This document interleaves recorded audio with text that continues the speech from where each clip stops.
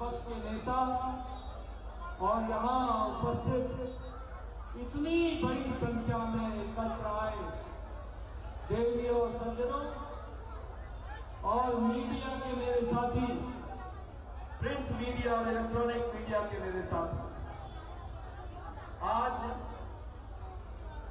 जब मैं यहाँ पर इस रोड शो में शामिल होने आया तो जो मैं जोश आपका देख रहा हूं, जो उत्साह में देख रहा हूं, जो उमंग में देख रहा हूं, जो मैं ऊर्जा देख रहा हूं, एनर्जी देख रहा हूं और जो मैं तालियों की गड़गड़ाहट की आवाज सुन रहा हूं,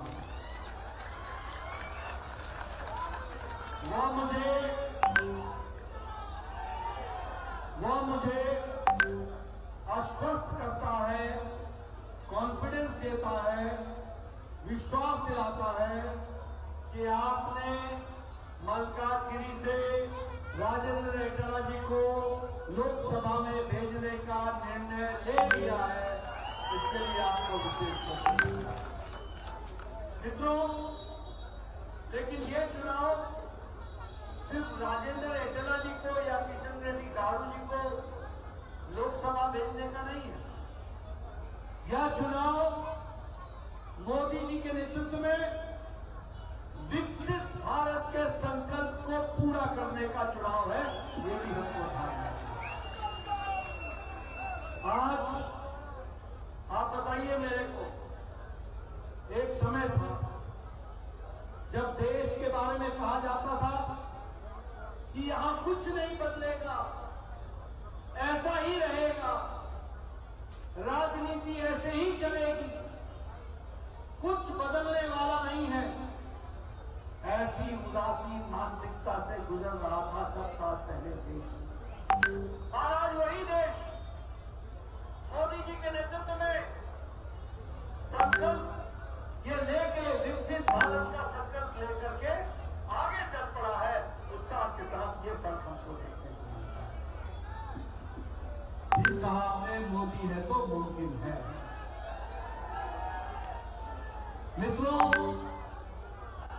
आज मैं आपसे बताना चाहता हूं कि मोदी जी के नेतृत्व में देश सुरक्षित है। एक समय था जब पाकिस्तान भारत पर अटैक करता था, गोलियां चलाता और भारत के जवानों को, आपके तेलंगाना से गए हुए जवान जो बॉर्डर पर देश की रक्षा करते थे, उनको हुक्म था कि जब तक दिल्ली न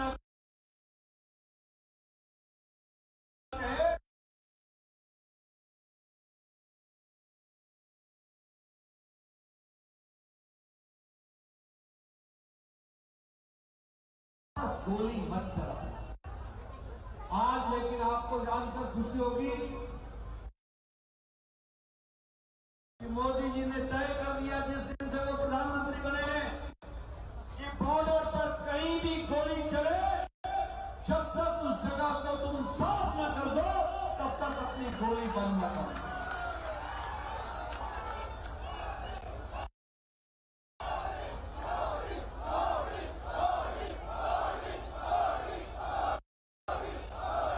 पाकिस्तान ने उरी में दुस्साहस किया और हमारे कैंप पर हमला किया। प्रधानमंत्री मोदी जी ने कहा इसका हिसाब दिया जाए और 10 दिन के अंदर सर्जिकल स्ट्राइक करके घर में घुस के दुश्मनों का सफाया किया। लेकिन आपको हम याद दिलाना चाहते हैं, ये जो कांग्रेस के देशभक्त है ना, ये सर्जिकल स्ट्राइक पर सबूत मांग रहे थे। देश लड़ रहा था और ये सबूत मांग रहे थे। ये रेवंत रेड्डी की जो जमात है ना, ये देश के साथ खड़े होने वाली नहीं है। ये सबूत मांग रही थी हमारे जवानों से। जब पुलवामा पुलवामा की घटना घटी तो मोदी जी ने कहा, कोई प्रधानमंत्री ने आज तक दुनिया के किसी भी अध्यक्ष ने या राष्ट्रपति ने नहीं कहा जो मोदी जी ने कहा। मोदी जी ने कहा, पाकिस्तान तुमने बहुत बड़ी गलती कर दी है और तुमको इसका खमियाजा भुगतना पड़ेगा। और 10 दिन के अंदर मोदी जी ने एयर स्ट्राइक किया बालाकोट में और दुश्मनों के कैंप खत्म कर दिए, घर में घुसकर मारा। ये भी हमको ध्यान रखना है। मित्रों, आज अरुणाचल से लेकर लद्दाख तक और लद्दाख से लेकर गुजरात तक ये सारे बॉर्डर इलाके में प्रधानमंत्री मोदी जी ने 4 लेन की पक्की सड़क पुल के साथ बना करके बॉर्डर पर खड़ी कर दी। अब हमारे फौज को 1 दिन से ज्यादा नहीं लगेगा बॉर्डर पर पहुंचने में। और हम लोगों ने मोदी जी के नेतृत्व में देश में बॉर्डर मजबूत कर दिया। आज प्रधानमंत्री जी के नेतृत्व में अर्थव्यवस्था, आज अमेरिका की अर्थव्यवस्था मुसीबत में है, आज यूरोप की अर्थव्यवस्था मुसीबत में है, आज रशिया की अर्थव्यवस्था मुसीबत में है, आज जापान की अर्थव्यवस्था मुसीबत में है, चाइना की अर्थव्यवस्था मुसीबत में है, ऑस्ट्रेलिया की अर्थव्यवस्था मुसीबत में है।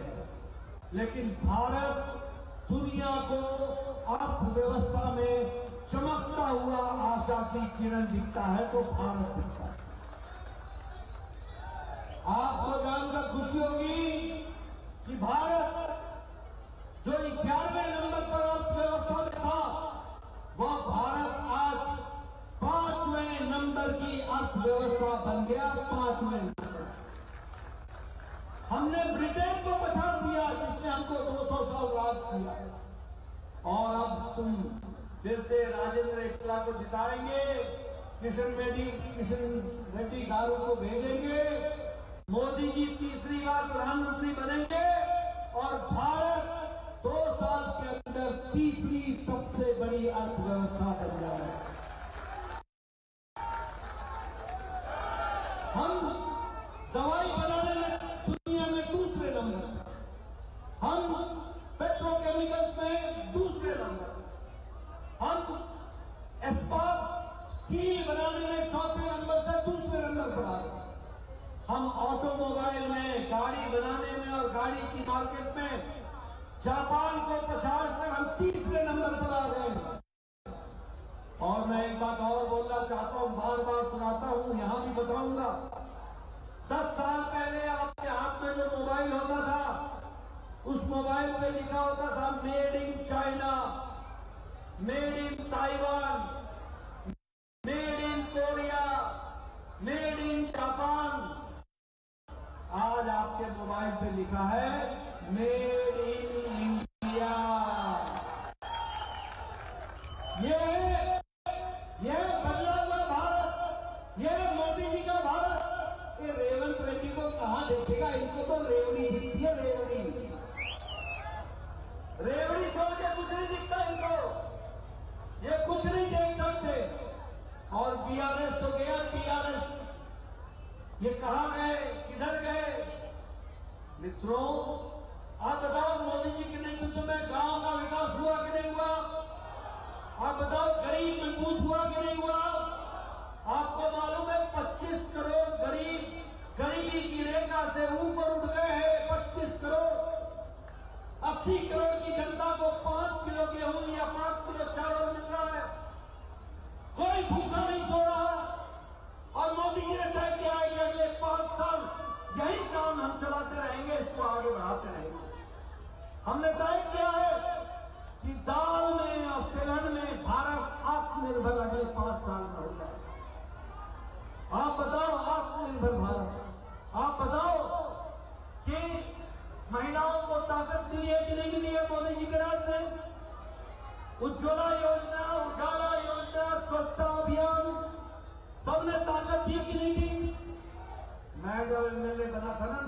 1993 में, तो उस समय मेरे को मेरा वीडियो एक पंचायत में तो इंदिरा आवास योजना का घर देता था तो, और कहता था मैंने बहुत दे दिया, बहुत दे दिया।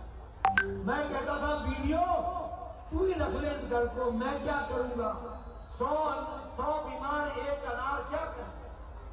आज मोदी जी ने 4 करोड़ घर आवास प्रधानमंत्री आवास योजना में बनाए हैं और अगले 5 साल में 3 करोड़ घर और बनेंगे।